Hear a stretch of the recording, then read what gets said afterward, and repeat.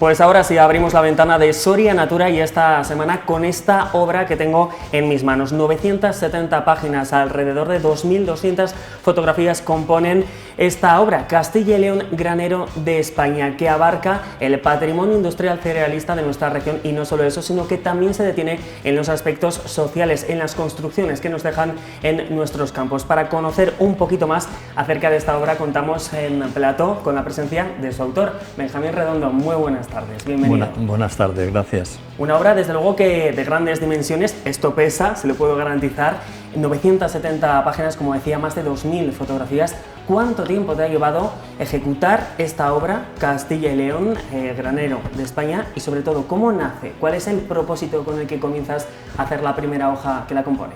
Bueno, yo lo tenía en mente desde hace muchos años. Yo he nacido en un pueblo, Nava de la Asunción, de Segovia, que tenía 2 fábricas de harinas, una fábrica de galletas, una fábrica de pasta, de fideos y de macarrones, y también tenía palomares. Y alrededor del pueblo, en otros pueblos colindantes, que íbamos allí con bicicleta, había varios molinos. Ese ha sido el caldo de cultivo. He vivido y he trabajado también en el campo por temporadas como estudiante, y pues es un trabajo que nos afecta muy directamente, sobre todo a los castellanos, ¿no? Castilla y León es la comarca más grande de España. De hecho, produce casi la mitad de todo el cereal del país. El 40%. Si a esto le añadimos el maíz, le añadimos las pipas de girasol, incluso la remolacha, pues Castilla y León da de comer más de la mitad de lo que se produce en España. 1,6 millones de hectáreas sembradas en la última campaña en toda la región. Esto nos habla de la importancia de Castilla y León en lo que respecta al sector del cereal y explica un poco el concepto de granero de España. Cuéntame acerca de ese concepto. Bueno, es una frase histórica, muy antigua, ¿no? Muy antigua. Pero es cierto, si hemos dicho que es la región más amplia de España, también es la tercera región más amplia de Europa. En función de esa explosión geográfica, así es su agricultura, su productividad. Entonces esa productividad se convierte en grano, y el grano hay que acumularlo, hay que guardarlo, porque empezamos hablando de los antiguos pósitos, hocillas o alhóndigas de la época medieval, y sabes que cuando había una mala cosecha, si no, el pósito no funcionaba y no había grano, la gente se moría simplemente de hambre. La función del almacenaje ha sido fundamental siempre. Y de hecho, especial peso tiene, ¿verdad?, en esta obra, en el granero de España, puesto que abarcas distintas estructuras, ¿verdad?, que hablan, ¿no?, de ese potencial cerealista que tenemos en Castilla y León. Estructuras repartidas a lo largo y ancho, ¿no?, de toda la comunidad. Sí, sí.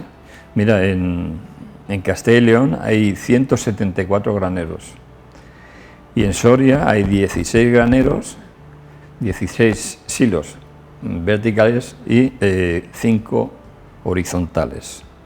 Detengámonos en los silos antes, si le parece, de abarcar otras estructuras, de las que también hablaremos, que tenemos aquí en la provincia de Soria, puesto que los silos eran denominados las catedrales del campo. ¿Qué historia entraña esta denominación? Bueno, pues normalmente antes estaba prohibido construir algo que superara la altura de las iglesias y de las catedrales. Pero cuando empezó ya a construirse a partir del año 60 en general las catedrales del campo, por el campo, hubo un artículo en el diario Arriba que lo definió como las catedrales del campo.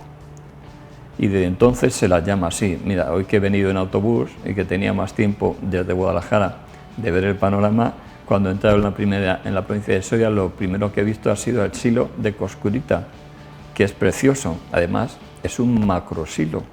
Silo nocturno lo denominas en las páginas dedicadas a la provincia de Soria. ¿Lo nocturno? Sí, comentas. Sí. ¿Cómo aparece Coscurita, el silo nocturno? ¿A qué estás Bueno, refiriendo? porque yo he viajado mucho por Castilla y León por la noche, inclusive porque tenía una empresa de actividades musicales y venía a las tantas. Y cuando pasaba al lado de los silos siempre me impresionaban mucho. Me impresionaban porque, claro, eran unos edificios tan grandes, este de Coscurita, por ejemplo, que es tan grande, pero que de día es tan bonito. Entonces aquí en Soria hay 16 silos, 5, mira, tenemos Coscurita, con una capacidad de 15.000 toneladas, también Aliud, que está bien al norte, 15.000, el de Osma la Rasa, también es un macrosilo de 20.000 toneladas. Que veíamos antes en imágenes y estos datos nos hablan precisamente de ese músculo y cerealista. En el caso de Almazán hay 2 juntos, son como gemelos mirándose el uno al otro, por ejemplo, y así hasta 15. Y son edificios muy grandes. En la monotonía del campo, pues llama la atención. Claro, mira, estos son los de Almazán precisamente, llaman la atención cuando vas viajando, porque claro, es campo. Yo tengo unos amigos vascos que bajan todos los años en el mes de julio a andar por Castilla, pero solo por pasear y entre el oro cereal. Al grano se le denominó oro cereal, y es verdad, el oro era la economía de Castilla. Y vienen solamente por disfrutar de ese color torero, color oro, y entre media de ese campo fluyen los silos. Y es maravilloso. No son las únicas estructuras, también hablamos de alhóndigas, depósitos, son más elementos, ¿verdad?, que conforman esta obra. Hablas de todos ellos y además de cada uno de ellos localizados en distintos puntos de las provincias. Si nos ceñimos a Soria, ¿cuántos encontramos en Soria? Bueno, no es fácil encontrar los pósitos, no es fácil, hay muy pocos en todas las provincias. Aquí yo no he visto no tengo controlado ningún pósito. En Soria, por ejemplo en Segovia hay una alhóndiga que era del tiempo de los árabes, grande, enorme en la misma ciudad. En todos los sitios, sobre todo, bueno, se hacía en los ayuntamientos, eso fundamentalmente, pero los ayuntamientos han ido adaptándose a las necesidades administrativas y los pósitos han ido perdiéndose porque la mayoría de ellos eran pósitos municipales. Entonces han ido desapareciendo. También tenemos otras estructuras como palomares o, lo que sí que tenemos aquí en Soria, fábrica de cereal, fábrica de harina, sí, ¿verdad? Bueno, ahora mismo hay en la comunidad hay 19 fábricas de harina y en Soria hay 2 todavía que mantienen, la de Garray, que es harina del Duero, que es una fábrica preciosa en Menuda, pero muy bonita, la de Javier García del Valle en San Esteban de Gormaz, que hay que tener en cuenta una cosa muy importante. En el año 1972 se hace una ley por la cual la gente que quisiera dejar de fabricar, cerrar la fábrica, se les daba un dinero, se llamaba Plan de Reestructuración de Harinas y Sémolas, y la gente cortó, cogió el dinero y la gran mayoría se fueron. En el caso de García del Valle es importante porque a ellos se lo quema la fábrica en los años 80 y fueron capaces de hacerla, de rehacerla y seguir funcionando. Esto tiene un mérito tremendo, tremendo. Mira, otra fábrica, la de Martinera, de Almazán, se ha cerrado hace un par de años, yo creo, pero por jubilación, porque ya la gente se va jubilando. Habla eso también de la falta de relevo, uno de los problemas del campo. Del campo en general, la falta de relevo en general. A través de todas esas estructuras hablas de precisamente la radiografía que se puede hacer ahora del sector del cereal. Mencionabas nombres propios, también otro nombre propio que conforma el grueso de las páginas de, bueno, precisamente esta obra, de este proyecto, y si lo concretamos en Soria, es el de Emilio Alonso. Hablamos de un episodio como es el de la Guerra del Pan, puesto que esta obra no solo permite ver el presente, sino también el pasado. Bueno, es que ahora precisamente se cumplen 50 años de la Guerra del Pan de Madrid. Emilio Alonso era un fabricante de harina que tenía la fábrica La Eléctrica, junto al silo, abajo en el paseo de San Saturio, ¿no? Eso es. Junto al río, y él quiso hacer los madriles, ¿no? Se fue a Madrid porque tenía más opciones de fabricar. Había una fábrica en San Blas, pero se encontró con algo que no estaba acostumbrado, y es que las mafias de las harinas estaban haciendo reestructuraciones que eran quitar el 30% del peso de una barra y subir el 25%, o sea, te vas a casi doblar el precio del pan. Eso para él no lo pudo soportar y él siguió trabajando al mismo precio. ¿Qué pasó? Que se le echaron encima los productores, pero él siguió y tuvieron sus broncas, y él, en colaboración con las asociaciones de vecinos y las asociaciones de amas de casa, siguió haciendo su trabajo y al precio que él consideraba que era justo, mientras los demás vendían al doble. Entonces inclusive le llegaron a amenazar, y le amenazaron mucho, y como estaba ya con la mosca detrás de la oreja, tenía una escopeta, la recortó los cañones y la recortó la culata para poderla llevar en la cartera. Entonces, en una de las reuniones de la Asociación de Fabricantes de Harinas de Madrid, pues se le echaron encima y le pegaron. Y según le están pegando, sacó la escopeta y pegó un tiro al techo. Y allí salió todo el mundo huyendo con miedo y acojonado. Se encerraron unos en el vántiro. Bueno, le acusaron de haber querido matar a la gente y tal. Y cuando fue a juicio dijo, sí, soy responsable de haber pegado un tiro al aire. ¿Cuál era el problema? El problema es que el presidente de la Asociación de Fabricantes de Harinas era el gobernador civil de Madrid. Estamos hablando del final del franquismo, años 75, 74, 76. Y el segundo, más importante, era el teniente alcalde del Ayuntamiento de Madrid. Y a eso lo llamaban la mafia. Claro, las denuncias que habían sobre el precio del pan y sobre los abusos iban a parar al gobierno civil. Y el gobernador civil era el principal culpable de la subida de los precios del pan. Entonces los juicios eran todos vanos, y a él no solamente le llegaron a pegar, porque le pegan y hay fotografías con un ojo morado y tal, sino que finalmente la batalla la pierde. ¿Y cuándo la pierde? Cuando le queman la fábrica de harinas del barrio de San Blas. Le queman la harinera, le queman la fábrica de harinas y se acaba la historia. Hablamos precisamente de Emilio Alonso, una historia recogida en estas páginas, un nombre propio. Sí, otro de ellos es el de Elpidio Barranco, el molinero ambulante, sí, que también guarda relación con Soria. Cuéntanos. Sí, bueno, es que Elpidio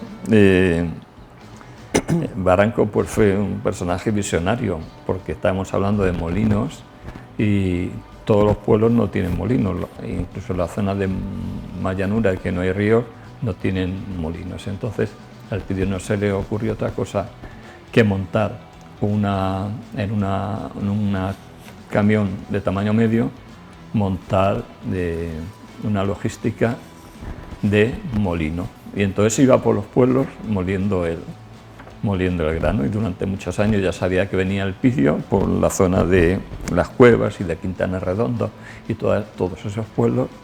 Pues el bueno del Elpidio era el molinero ambulante, cosa que no he visto que hubiera una cosa parecida en el resto de España. Fíjate, Benjamín, que todas estas historias, y eso que hoy nos hemos ceñido solo a la provincia de Soria, nos hablan de un largo proceso el que te ha llevado a crear esta obra, 8 años comentábamos prácticamente, sí, desde su jubilación. ¿Cómo ha sido el proceso de documentación? ¿Qué fuentes te han resultado más reveladoras para conformar este escrito? Bueno, primero el Ministerio de Agricultura. Ahí pude encontrar la relación de silos que había en España. Con eso ya tenía un punto de búsqueda, pero el tema de los molinos ha sido mucho más difícil. Ahora, evidentemente, puedes entrar en Google y te marcan muchos molinos, pero cuidado, porque yo desistí de fotografiar y de documentar molinos en ruina, porque si no sería una locura. De los molinos en ruinas prácticamente nada más que he sacado alguno que fue muy importante, pero la documentación era buscar y buscar y buscar y preguntar en los ayuntamientos y preguntar a la gente, y porque los molinos, al revés que las catedrales del campo, están en los valles, están en los ríos, no son difíciles de encontrar. Entonces, documentación y preguntar, documentación y preguntar y preguntar. Uno de los objetivos de este trabajo, por lo menos esta obra, permite revisar la historia agraria de nuestra región de Castilla y León. También esto pasa por hablar de las políticas agrarias que se han ido implementando. Después de este trabajo de 8 años metido de lleno en lo que es el sector agroalimentario y concretamente en el cerealista, ¿qué visión comparte acerca del actual momento que atraviesa el cereal? Bueno, yo cierro el libro con el clásico triángulo de tal, y al final añadí 2 cosas, ¿no? Que son, ¿cuál es la influencia que tiene la guerra de Ucrania en la política cerealística? Y 2, ¿cuál sería el futuro si Trump ganara como ha ganado? Eso entraba dentro del campo que ha sido cierto, desgraciadamente, y de una desestabilización total. Mira, el principal molino de Castilla y León está en Arévalo, es la harinera Villafranquina, y muele cada día 1.700 toneladas de trigo, 1.700. Allí entran los trenes directamente de los puertos de Santander o directamente de los puertos de Málaga. Una veces vienen de Ucrania, otras veces vienen de Canadá, vienen de Australia, vienen de todas partes. Porque hay una cosa que es cierta, que con toda la producción que tiene Castilla y León, los castellanos ahora mismo somos deficitarios, no por lo que comemos los humanos, sino por todo lo que comen, por ejemplo, los cerdos, todos los piensos, todo el grano que se utiliza de comer a la cabaña animal, hace que seamos deficitarios. Lo cual va también un poco en la vía o en la línea de las reivindicaciones que hacen algunas asociaciones del sector como Asaja, ¿no? Los elevados costes de producción y el precio al que se vende. Claro, lo que no se puede es trabajar a pérdidas, no puedes tú gastarte el dinero en los abonos, en el gasoil todo el año y luego cuando vendes que tengas pérdidas. Eso es una locura. La batalla que han luchado, que han mantenido, yo creo que por parte del Ministro de Agricultura ha estado muy implicado y parece que ahora están más tranquilos porque están en sintonía, pero en una sintonía que vamos a ver con el tema ahora de Donald Trump. Es que es una batalla tremenda. Benjamín, ¿y qué opinión tiene de las políticas que se están acometiendo, ejecutando desde la Unión Europea? Puesto que este libro también incluye, ¿no?, esa visión y esa influencia de las políticas. Al final abordas esta obra desde una visión crítica. Sí, porque al campo hay que darle vida. Cierto es que todos, la gran mayoría de los españoles, hemos abandonado el campo. Los que hemos vivido y somos de pueblo, hemos abandonado el campo. Y el campo hay que mantenerlo, y estamos en Soria, estamos hablando, yo he venido en autobús, he venido contemplando todo el campo soriano tan tranquilo, aparte de ser precioso por donde he venido, claro, no se le puede abandonar. Queda la gente que queda, pero al campo no se le puede abandonar. Y bien es cierto que hoy los tractores son unas maquinarias impresionantes que te hacen todo, pero es que ese todo hay que facilitarlo. No se puede ir contra natura, y contra natura es tener una garantía de cosecha y de precios dignos. Al hilo de esa visión crítica que aportas, una de las primeras frases que conforman esta obra se la adjudicamos a Ortega y Gasset y hace referencia a conservar la esencia, también aplicable al sector. Sí, oye, me parece que lo tengo por aquí. Si no la buscamos, está... Sí. Sí, la tengo así, dice: el progreso no consiste en aniquilar hoy el ayer, sino al revés, en conservar aquella esencia del ayer que tuvo la virtud de crear ese hoy mejor.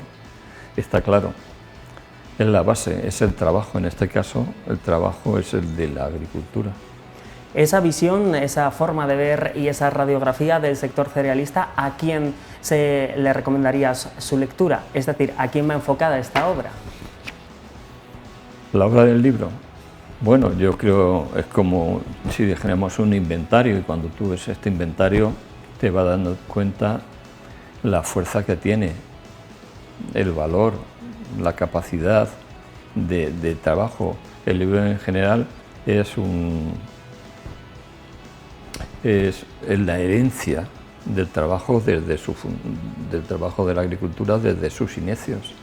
Y hay que ver sobre todo el respeto con el que la gente, los periodistas, las televisiones por donde voy, con el respeto con el que lo toman. Y es verdad, tengo una dedicatoria de una mujer que me compró un libro que me dijo, dice, después de ver el libro estoy orgullosa de ser hija de agricultores. Que hable un poco también del valor. Esa frase de María Jesús me dejó flipado, porque creo que es muy justo. Es un libro que autoeditas. Sí, sí, porque no hay subvenciones, no hay ayudas. ¿Dónde se puede adquirir? Porque claro, hemos puesto sobre la mesa muchos temas históricos, temas, bueno, evidentemente agrícolas, pero tratados desde distintos puntos de vista, desde la política, desde la historia, desde lo social. Serán muchos los que, bueno, pues estén interesados por él. ¿Dónde se puede adquirir? Bueno, editado está digitalmente en la Fundación Joaquín Díaz de Urueña de Valladolid, el pueblo de los libros. Fundación Joaquín Díaz, ahí cualquier persona puede entrar en publicaciones digitales y se puede descargar el libro. Yo he preferido que sea gratis para todo el mundo a que esté en el ostracismo. Al final, en la última página donde viene la biografía del autor, que soy yo, pues hay un correo electrónico. Yo he hecho una tirada para amigos, para amigas, para lectores que tengo, porque es mi 8º libro y tengo mi gente. Y bueno, pues este pedazo de libro pues lo podemos conseguir. 8 años de trabajo. Sí. Benjamín, ¿sigues escribiendo acerca de agricultura? ¿Acerca de este sector, el cerealista? Sí, sí, yo leo el periódico todos los días, el apartado del campo. ¿Y tú sigues escribiendo? ¿O tendrás continuación, segunda parte? Porque hasta el último momento, hasta el último día, han saltado noticias que las he incluido, cuando estaba ya cerrando con la imprenta. Sin ir más lejos, mira, comentábamos precisamente lo de Trump. Pues un libro pegado a la actualidad que desde luego nos aporta esa visión, esa historia de este sector tan importante, y es por ello por lo que Castilla y León es denominada, mejor dicho, como el granero de España. Benjamín, ha sido todo un placer, enhorabuena por el trabajazo que conlleva esta obra y sobre todo por presentárnoslo. Agradecerte que te hayas desplazado hasta aquí, hasta Soria. Bueno, con mucho gusto lo he hecho. Pues seguimos pendientes, por supuesto, de este sector en más entregas de Soria Natura. Nosotros cerramos aquí la tarde. Ha sido un placer pasarla con todos ustedes. Adiós.